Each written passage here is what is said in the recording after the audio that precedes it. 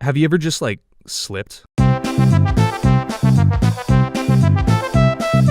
I think it's safe to assume that everyone's slipped at least once or twice in their lives. But for the average Joe, unless you're, like, really old, slipping doesn't usually matter that much besides maybe hurting your ego. Like, for example, if you accidentally slip in front of a group of middle schoolers while picking up your little sister and they start laughing at you, yes, I'm still mad about this, leave me alone. But for an MLB player, I think you can ascertain why a slip would be pretty bad. And in 1962, a man named Paul Butler came up with the brilliant idea all by himself and definitely didn't take it from golfers or even soccer players who'd been doing it since the 1500s to put sharp, pokey, pointy, spiky spikes on the bottom of his shoes to drastically improve the grip. And bada freaking boom, baseball cleats are born. Today, cleats get more and more attention as players are able to express themselves with colorful, custom cleats. In 2019, Bryce Harper debuted for the Philadelphia Phillies wearing vibrant green cleats representing the team's mascot. And funny enough, 2019 was the first time Major League Baseball relaxed their rules on cleats. Up until then, the majority of the shoe a player wore had to be one of the primary colors of the team you played for.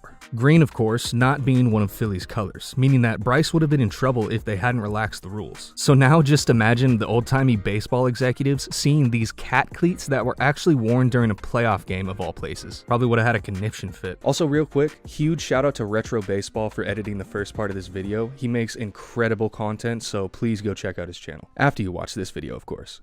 Now that that's out of the way, let's mosey on back to 1862. Like I said before, Paul Butler is credited as the first player to introduce cleats to the sport. As mentioned before, cleats were used in other games such as soccer, or as it's known everywhere else in the world, "Oi, it's f***ing football bruv, isn't it?" Since the 1500s. Even back in the Roman days, soldiers used to use metal spikes on the bottom of their sandals for extra grip and eventually realized they would work pretty dang good for their sporting events too. War, the great innovator. Beautiful, isn't it? Butler used a baseball shoe that had detachable spikes similar to golf spikes so that it could not only be used on the field, but also to hit the town, baby. Time to party like 2009 Tiger Woods. Let's go. With the growing interest in these epic kicks, players could purchase these detachable spikes for $1.50, or the equivalent of about $53 in today's money. And also with this growing interest came the first innovation in baseball cleats. Red Stockings pitcher, socks didn't exist back then, turned baseball manufacturing mogul A.G. Spalding introduced spikes in the 1870s that consisted of a triangular steel plate, with the three sides bent downwards that could be screwed into the bottom of the shoe. Not only were these spikes easier to deal with as they were only two parts, but they were also significantly cheaper, costing only 30 cents. And in 1876, the individual spikes were actually outlawed in baseball. These plates persisted throughout baseball up until 1882, when the next major change to the cleats themselves would come. Waldo Claflin developed and started marketing, specifically to baseball players, a leather shoe with built-in spikes. And like the cutest puppy you've ever seen at a shelter, they were quickly adopted. Most MLB players at the time started using this style of cleat, and eventually it started being used by all of them and became the standard style of baseball cleat. For the next 80 years, really the only thing that changed about cleats were the look, the comfort, and the things they were made out of. But jumping ahead to the 1960s, the last major change to cleats would come. The reason for this major change was because of the introduction of artificial turf. If you've ever played sports on artificial turf, among knowing the annoyance of having little beads of rubber get stuck on and in every part of your body like sand, and going home with every part of your body with exposed skin looking like you lost a fight to the sun, you can probably see why having steel spikes would be an issue for the turf. It would destroy it and defeat one of the main purposes of AstroTurf, the fact that it's reusable. This reintroduced the attachable and detachable cleats for players who wanted to use the same pair of shoes for each type of field. Not only did the plastic or rubber cleats leave the AstroTurf in better shape, but plastic or rubber cleats or even turf shoes gave better traction in the artificial turf than metal spikes would. Rewinding the clock a little bit now that the structure of cleats have been covered, all black cleats were all the rage for the first 50 to 100 years of baseball. Look up photos of any major player's cleats before color television. Yes, I know it's literally in the name, it's only black and white, but trust me, they were black. I promise. Ty Cobb, Mickey Mantle, Ted Williams, Satchel Paige, image, every photo has them wearing all black cleats. Really, the only other color that players would wear was brown, as you can see in some of these images. What made this relevant again in 2018,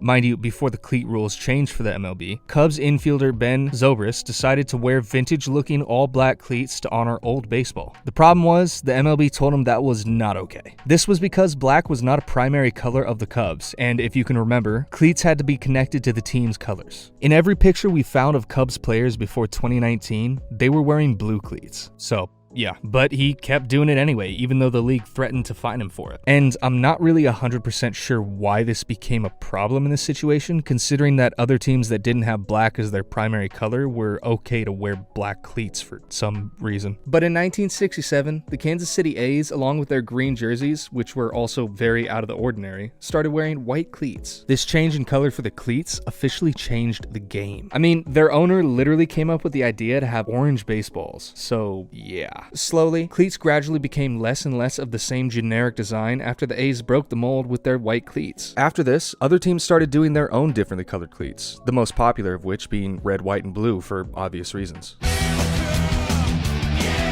Well, not actually. It was more that most MLB teams were rooted in being either red or blue for their color schemes. Throughout the 1970s and 80s, cleats very commonly became more correlated with the colors the teams wore. At the very least, they'd have a brand design or white laces as to not be 100% dark monochromes like the ones of vintage baseball. Gradually, baseball became more and more accepting of having cleats not be bland and monochrome. The compromise of having players' cleats commonly connect with the teams they play for, whenever that went down in baseball culture, was still huge in the process. Now, this isn't to say you can just go hog wild with the design. After all, the league eventually did turn it into some sort of rule where cleats had to have a majority connection with the team's color. We don't really know exactly when this rule came into play, as a lot of old-timey baseball rules seem to be a lot of just kind of always how we did things that turn into official written down rules. Basically, you can't just completely customize your cleats however you want. They still have to be your team's main color, and any sort of image design on them was prohibited. That was until 2019. And yeah,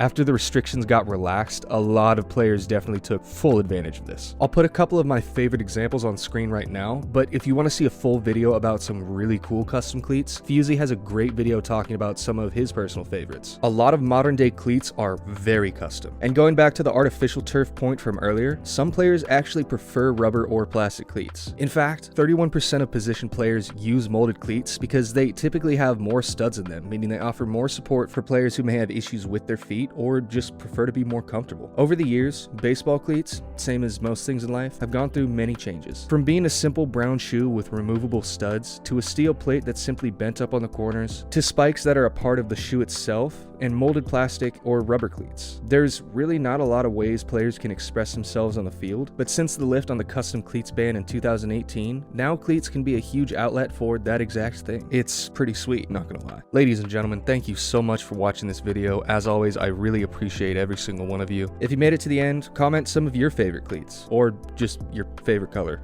Either one, I don't really care. Anyways, have a lovely day, gamers. Peace. I also bought a new microphone today, so get ready.